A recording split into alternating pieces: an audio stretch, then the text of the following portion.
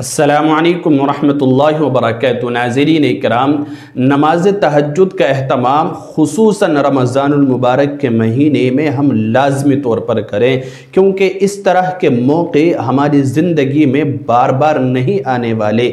پتہ نہیں آئندہ سال ہمیں یہ رمضان کا مقدس مہینہ نصیب ہو یا نہ ہو۔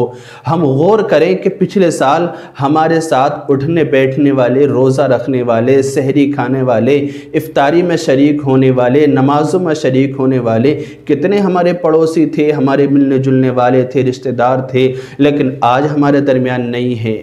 اور آئندہ سال ہم میں سے پتہ نہ کون ہو کون نہیں ہو۔ اس لیے میرے بھائیوں، بزرگوں، دوستوں اور میری بہنوں، ہم نماز تہجد پڑھیں، کیونکہ فرض نماز کے بعد اللہ رب العزت کے نزدیک اگر کسی نماز کا مقام اور مرتبہ ہے تو وہ تہجد کی نماز کا مقام ہے۔ یہ بہت فضیلت والی نماز ہے۔ نماز تہجد آپ پڑھیں گے، اللہ تعالیٰ آپ کے لیے ایک نور پیدا فرما دے گا۔ نماز تہجد سے آپ کی بڑی بڑی پریشانیاں اور مشکلات حل ہو جائیں گی۔ آپ نماز تہجد کے لیے اٹھیں اور سحری کے وقت آپ جو ہے نماز تہجد کا اہتمام کریں، پڑھیں 2 رکعت، 4 رکعت، 6 رکعت، 8 رکعت، 10، 12، جتنی بھی پڑھنے کی آپ کو توفیق ہو اتنی نماز تہجد آپ پڑھیں اور ضرور پڑھیں۔ اب ایک مسئلہ رہ جاتا ہے کہ نماز تہجد رمضان المبارک کے مہینے میں کب پڑھنا چاہیے؟ سحری کھانے کے بعد پڑھنی چاہیے یا سحری کھانے سے پہلے پڑھنے چاہیے؟ دیکھیے، نماز تہجد پڑھنے کے لیے اس کی کوئی قید نہیں ہے کہ سحری کھانا ہے یا نہیں کھانا ہے۔ نماز تہجد کے لیے اتنا ضروری ہے کہ نماز تہجد کا وقت ہونا چاہیے، اور نماز تہجد کا وقت وہی ہے جو سحری کا وقت ہوتا ہے۔ جو سحری کا وقت ہوتا ہے وہی نماز تہجد کا وقت ہوتا ہے۔ سحری کا وقت جب ختم ہوتا ہے تو پھر سمجھ لو کہ نماز تہجد کا وقت بھی ختم ہو گیا۔ تو جب تک سحری کا وقت رہتا ہے اس وقت تک نماز تہجد پڑھی جا سکتی ہے، اس کے اندر۔